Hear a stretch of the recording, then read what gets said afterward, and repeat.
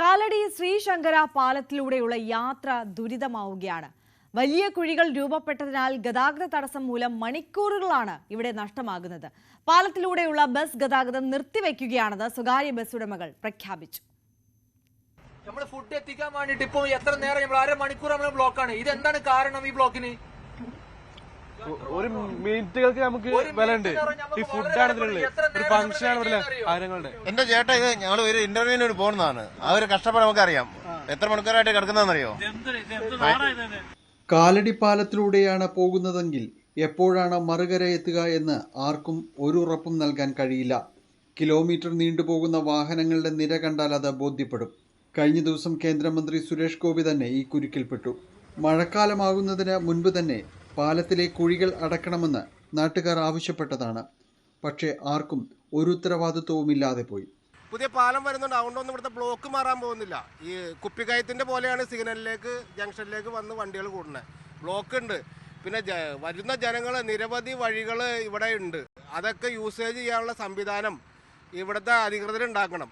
FM പോലെ റേഡിയോയിൽ അതൊക്കെ കൊടുത്തു കഴിഞ്ഞാൽ ഇപ്പം മറ്റൂരിൽ നിന്ന് ഭാഗത്തു നിന്ന് മലയാറ്റൂരിൽ പോയി കഴിഞ്ഞാൽ പെരുമ്പാവൂർ ഭാഗത്തേക്ക് പോകുന്നവർക്ക് പോകാം. അതുപോലെ എയർപോർട്ടിൽ നിന്ന് തൊറോങ്കര വഴി പോയി കഴിഞ്ഞാൽ തൊറോങ്കര അങ്ങനെ എയർപോർട്ടിൽ നിന്ന് കയറി കാഞ്ഞൂർ കട്ട് ചെയ്ത് മാറമ്പള്ളി പാലം, പിന്നെ പാറപ്പുറം പാലം, അങ്ങനെ വല്ലം കട്ട് ചെയ്ത് കയറി പോകുന്ന സംവിധാനങ്ങളുണ്ട്. ഒരുപാട് സംവിധാനങ്ങളുണ്ട്. അതിന് ഇതുപോലെ നെയിം ബോർഡുകൾ വെച്ച് വഴി തിരിച്ച് വിട്ടാലാണ് ഇവിടുത്തെ ബ്ലോക്ക് ഒഴിവാവുള്ളൂ. അപ്പോൾ അടിയന്തരമായിട്ട് ചെയ്യേണ്ട കാര്യങ്ങൾ നേരത്തെ ചെയ്യാത്തതിൻ്റെ രൂക്ഷഫലമാണ് ഈ ജനങ്ങൾ ഇവിടെ കിടന്ന് കഷ്ടപ്പെടുന്നത്. കുഴികൾ മൂടാത്തതിനെ തുടർന്ന് പാലത്തിലൂടെയുള്ള ബസ് ഗതാഗതം നിർത്തിവെക്കുകയാണെന്ന് സ്വകാര്യ ബസ് ഉടമകൾ അറിയിച്ചു. ശനിയാഴ്ച മുതൽ കാലടി പാലം ബഹിഷ്കരിച്ചുകൊണ്ട് സർവീസ് നടത്താനാണ് ഞങ്ങൾ ഉദ്ദേശിച്ചിട്ടുള്ളത്. അങ്കമാലിയിൽ നിന്ന് വരുന്ന സ്വകാര്യ ബസ്സുകൾ കാലടി ടൗണിലും പെരുമ്പാവൂരിൽ നിന്ന് വരുന്ന സ്വകാര്യ ബസ്സുകൾ കാലടി പാലത്തിൻ്റെ താന്നിപ്പുഴ ബസ് സ്റ്റോപ്പിലും നിർത്തി കാലടി പാലം ബഹിഷ്കരിക്കാനാണ് ശനിയാഴ്ച മുതൽ ബസ് ഉടമ സംഘടനയും തൊഴിലാളി സംഘടനയും തീരുമാനിച്ചിട്ടുള്ളത്. അടുത്തയാഴ്ച സ്കൂളുകൾ കൂടി തുറക്കുന്നതോടെ ഇതിലൂടെയുള്ള യാത്ര ഒന്നുകൂടി ദുരിതപൂർണമാകും. അതേസമയം പാലത്തിലെ കുഴികൾ അടയ്ക്കാൻ നിർദ്ദേശം നൽകിയതായി ജില്ലാ ഭരണകൂടം അറിയിച്ചു. ന്യൂസ് 18 കൊച്ചി.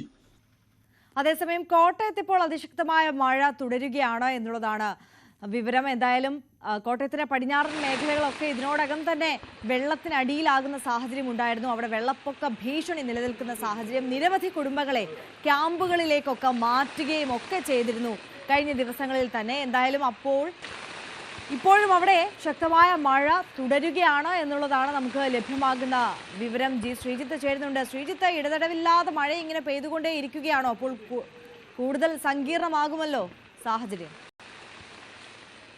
മഴ തുടർന്നാൽ സാഹചര്യം സങ്കീർണമാകും ആര്യ. നിലവിൽ എന്തായാലും മഴയുണ്ട്. അത് ഒരുപക്ഷെ കുറഞ്ഞാൽ, അതിന്റെ ശക്തി കുറഞ്ഞാൽ ആശ്വാസമാകും. ഇപ്പോൾ വലിയ പ്രതിസന്ധി നേരിടുന്നത് പടിഞ്ഞാറൻ മേഖല തന്നെയാണ്. അതായത് കുമരകം പഞ്ചായത്തിന്റെ വിവിധ ഭാഗങ്ങൾ, ഐമനം, തിരുവാർപ്പ്, ഒപ്പം തന്നെ ആർപ്പൂക്കര പോലുള്ള പഞ്ചായത്തിന്റെ വിവിധ ഭാഗങ്ങൾ, വൈക്കം മേഖലയുടെ വിവിധ ഭാഗങ്ങൾ, ഇതിന്റെയൊക്കെ താഴ്ന്ന പ്രദേശങ്ങളാണ് വെള്ളക്കെട്ട് രൂക്ഷമായിരിക്കുന്നത്. ഇവിടെയൊക്കെ നിരവധി വീടുകളിൽ വെള്ളം കയറിയിട്ടുണ്ട്. പലരും ബന്ധുവീടുകളിലേക്ക് മാറിയിട്ടുണ്ട്. നിരവധി ആളുകൾ, ഏതാണ്ട് 300-ലധികം ആളുകൾ വിവിധ ക്യാമ്പുകളിൽ തുടരുന്നുണ്ട്. കോട്ടയം താലൂക്കിലാണ് ഈ ഒരു വെള്ളക്കെട്ട് ഏറ്റവും രൂക്ഷമായി തുടരുന്നത്. എന്തായാലും മേഖലയിൽ മഴ തുടരുന്നുണ്ട്. പക്ഷേ അപകട നിലയിലേക്ക് മീനച്ചിലാറ്റിലെയും മണിമലയാറ്റിലെയും വെള്ളം എത്തിയിട്ടില്ല എന്നുള്ളതാണ് ഏക ആശ്വാസം. അതേസമയം താഴ്ന്ന പ്രദേശങ്ങളിൽ, കുമരകത്തോട് ചേർന്നുള്ള പ്രദേശങ്ങളിൽ മണിമലയാറ്റിലും മറ്റും ജലനിരപ്പ് ആ നിലയിൽ, അപകട നിലയിൽ തന്നെയാണ് ഉള്ളത്.